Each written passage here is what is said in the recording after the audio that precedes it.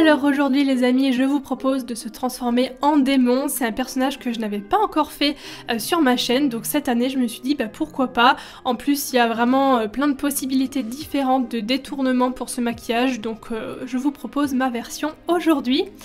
Donc comme d'habitude, je commence par mettre mes lentilles. Moi il faut savoir une chose, c'est que je déteste toucher à mes yeux, mettre des lentilles, c'est vraiment horrible. Du coup je les mets tout au début, comme ça je suis tranquille. Ça vient toujours de chez Fashion Lentilles, je vous mets le code promo que je vous ai déjà partagé dans l'écran. Et donc je vais commencer par coller des prothèses que j'ai trouvées sur le site Déguise-toi. C'est des petites cornes comme ça en fait qui se mettent sur le front. Bien sûr ça peut se fabriquer mais c'est beaucoup plus long et là clairement c'est un gain de temps.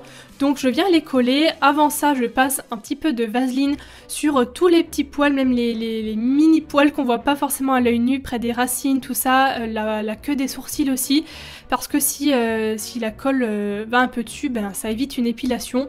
Normalement ça n'arrache pas les poils, mais on sait jamais. Moi je préfère toujours prévenir ce genre de truc.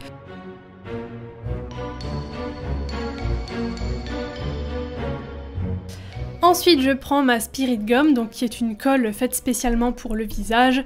J'en mets tout autour à l'intérieur de ma prothèse et je viens coller. C'est aussi simple que ça, il faut juste laisser appuyer dessus quelques secondes pour que la colle prenne bien et ensuite ça tient.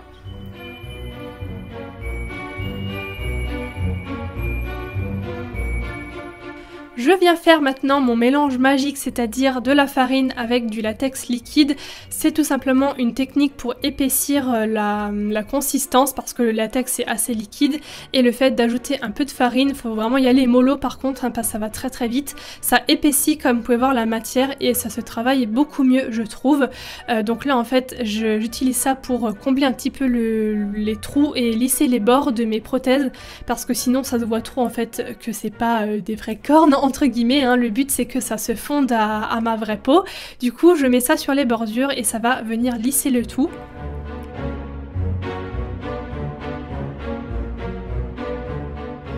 Toujours avec mon mélange, je viens tracer une croix à l'envers sur mon front avec ma petite spatule en bois. D'ailleurs je m'aide énormément de ces spatules, j'en ai plusieurs et c'est super pratique. J'avais trouvé ça dans un magasin de loisirs créatifs. Donc voilà, je trace ma forme, hein, pas besoin que ce soit très soigné. Et ensuite je viens comme lisser les bords dégradés avec l'autre côté de ma spatule qui est plus fine. Comme ça, ça va fondre le latex avec la peau. Et ensuite avec le dos d'un pinceau, je viens tracer, creuser l'intérieur de la croix. C'est en fait ce qui va créer une blessure, hein, tout simplement à la fin. Vous pouvez le faire quand le latex est encore mouillé comme là ou quand il est sec, mais il faudra creuser dedans avec un petit ciseau. Perso, je préfère le faire tout de suite, comme ça c'est fait. Je mets un petit peu de fond de teint sur le bas du visage, donc vraiment là je passe avec un pinceau duo fibre juste histoire d'unifier un petit peu pour qu'en fait ça fasse raccord avec le front quand je vais le maquiller tout à l'heure.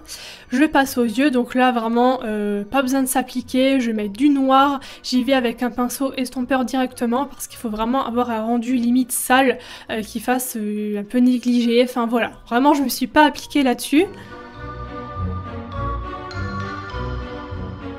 Je passe du col noir dans la muqueuse parce que je voulais vraiment avoir un regard très très foncé. Et ensuite j'intensifie le creux, là je sais pas comment s'appelle cette partie mais vous voyez à l'image, dans le coin interne en fait de l'œil là qui relie le sourcil avec le nez et l'œil. Je trouve que ça renforce vraiment le regard et j'hésite pas à bien estomper les bords. Puis je passe au contouring, toujours avec mon fard noir. Là pour le coup, vous avez juste besoin d'un seul fard noir, assez pigmenté quand même, mais c'est tout. Vraiment en termes de matériel, il n'y a pas besoin de grand chose. J'insiste vraiment bien dans le creux des joues surtout pour avoir un air très très creusé au niveau du visage. J'en mets bien sûr dans le cou, hein, n'oubliez jamais de faire les raccords au niveau du cou et je fais pareil de l'autre côté.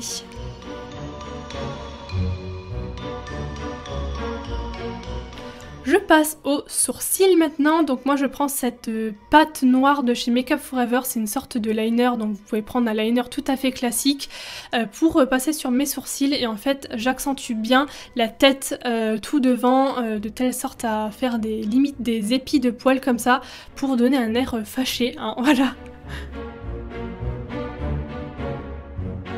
Le front est sec, donc on peut s'attaquer au fond de teint sur cette partie. Donc avec un pinceau un peu plus fin, je passe du fond de teint tout partout, même sur le contour de mes prothèses.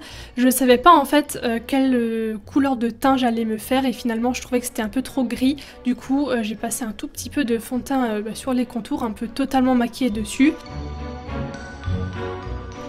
Comme tout à l'heure, je prends maintenant du noir donc pour définir les ombres au niveau des contours. Et maintenant, je sors mes palettes de fard gras. J'ai pris une teinte un petit peu bordeaux, prune, pour la mettre en dessous de mes yeux pour créer, là pour le coup, des cernes XXL. Là aussi, si vous n'avez pas de fard gras, il suffit de prendre un rouge à lèvres, hein, ce sera exactement pareil.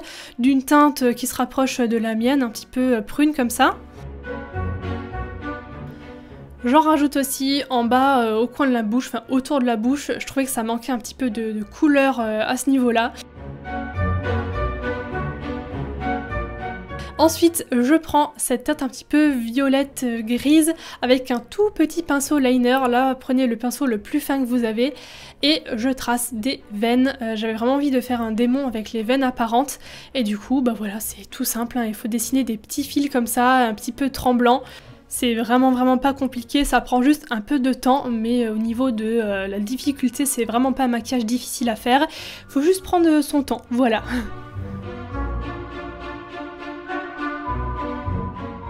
Ici, l'alternative, ça va être d'utiliser un crayon pour les yeux de cette même teinte un petit peu gris violine. Le rendu sera exactement pareil. Comme quoi, voilà, faut pas forcément acheter tout le matériel, on peut se débrouiller avec ce qu'on a chez soi. Et en plus de la couleur un petit peu gris violette, j'en ai mise quelques-unes rouge foncé surtout au niveau du dessous des yeux.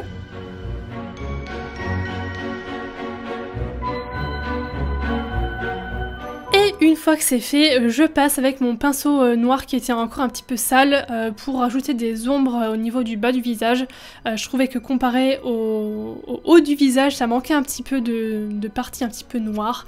Donc j'ai accentué le contour de ma bouche, tout ça. Encore une fois, c'est hyper méga facile.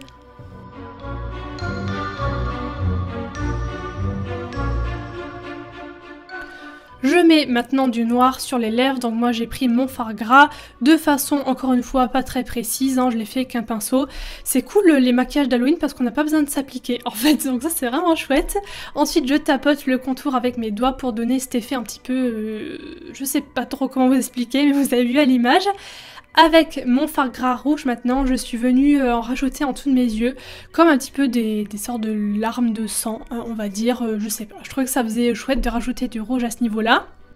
Bien sûr, on peut faire une version sans couleur, hein, juste avec du noir au niveau des yeux. Ça, encore une fois, ça dépend des versions. J'en rajoute également au centre de ma blessure slash croix à l'envers. Vous voyez que du coup le traçage qu'on avait fait dans le latex a créé une sorte de petite profondeur comme une vraie blessure en fin de compte. Et du coup ça rend vraiment super bien. Je dégrade un petit peu les contours pour que ça fasse pas trop propre avec un gros pinceau.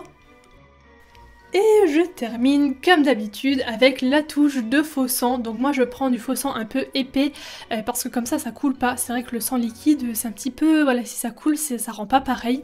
Donc voilà, je le mets au centre bien sûr de ma croix, la blessure.